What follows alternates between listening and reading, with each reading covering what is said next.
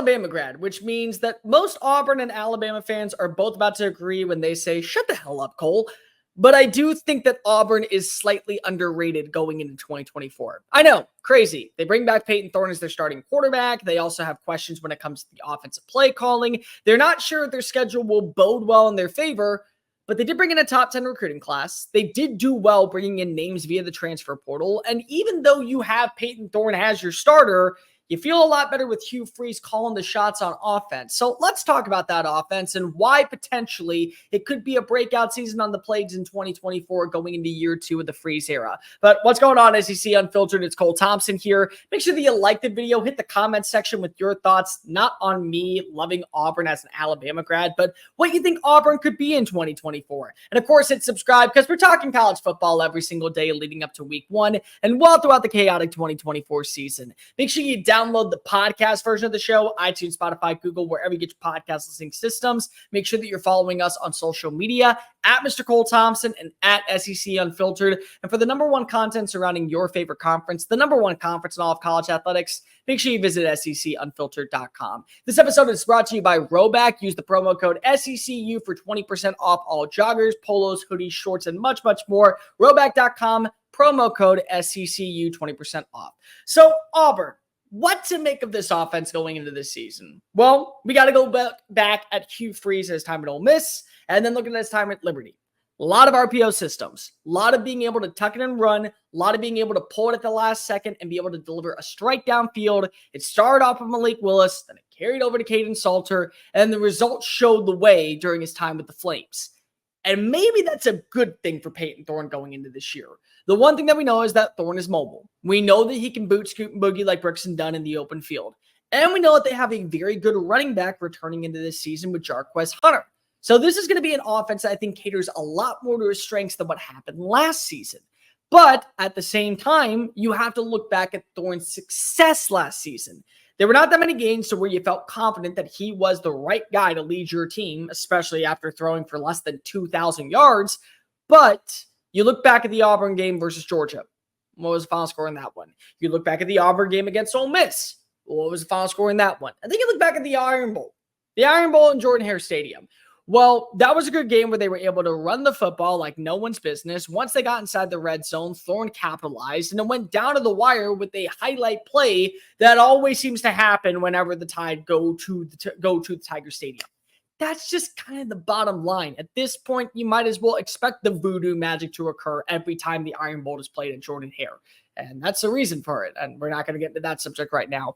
But people want to go ahead and bring up the New Mexico State game. People want to go bring up the New Mexico State game. Well, I promise you, if you ask a lot of Alabama fans, they watched that game and said they were looking ahead to us. So I throw that game kind of out the wayside right now. It's your first Iron Bowl with Hugh Freeze. You're trying to set the tone of a new era of Tiger football. One that doesn't end in heartbreak, one that doesn't end with Harsin, one that doesn't end with humiliation. A lot of H alliterations there, not the point. The point is that this is an offense that I think will cater more so to Payton Thorne.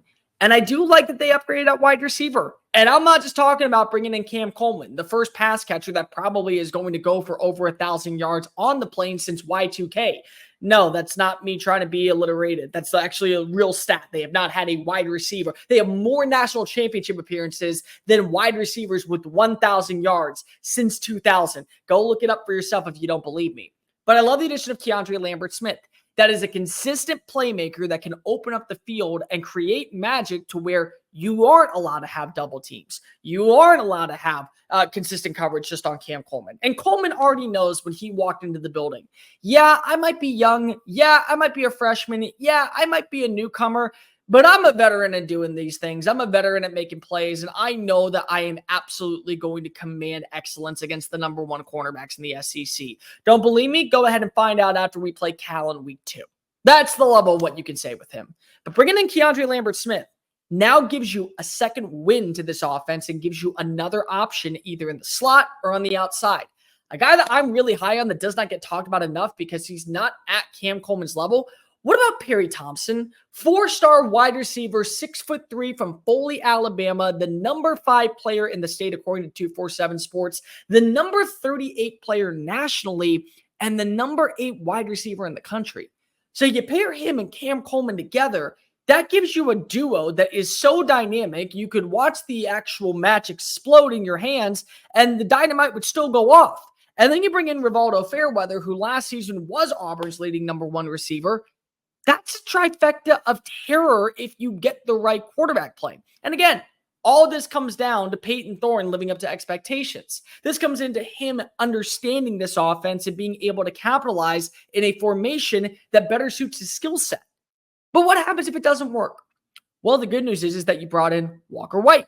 The good news is that you have Holden Griner on the roster. The good news is you have options behind your starting quarterback to where if the leash needs to be that short, you can turn to the next guy and go, your job is to take care of the football, make sure we don't make mental mistakes, and put us in a great situation to where we continue to see drives capitalize. It may end in 3 points. It may end in 6 points. It may end in with us going down to the wire and going for a 4th down shot for all the marbles. But you feel a lot better, don't you? You feel like this is a team that actually can compete. You feel like this is an offense that can take that next step forward. I like Auburn.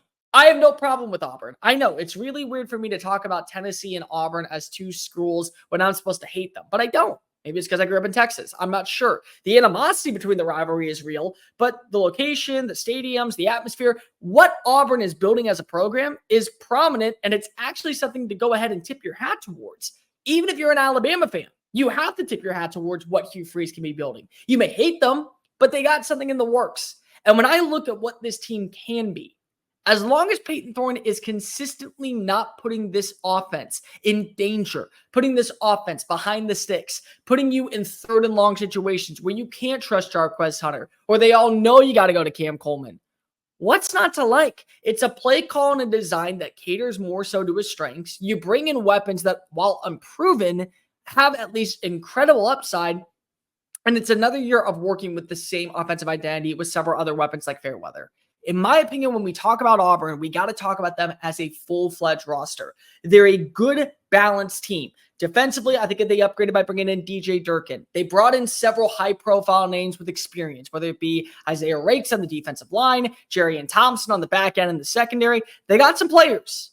This could be an offense and a defense that is highly dramatically different than what we saw last season. And in those games where Hugh Freeze did kind of have a say in the offensive play calling, went down to the wire against Georgia, went down to the wire against Alabama, went down to the wire against Ole Miss. It's okay. I think that you're in pretty good hands, but that's just me. I also like All-State. So let me know in the comment section down below. What do you think of Auburn's offense going into 2024? Is it going to be better? Is it going to be worse? Does it really matter if Payton Thorne is still the version that took the field in 2023? Make sure that you also download the podcast version of the show. Like, rate, review, subscribe. Make sure that you're following us on all the social media platforms at SEC Unfiltered. And if you want to follow me at Mr. Cole Thompson, follow me on my own YouTube channel as well. Make sure that also you're checking out all of our great work found at SECUnfiltered.com. And then subscribe because we're on the race to 10,000 subscribers. Until next time, Auburn fans, I'm Cole Thompson. Have a safe and wonderful Memorial Day weekend. Later.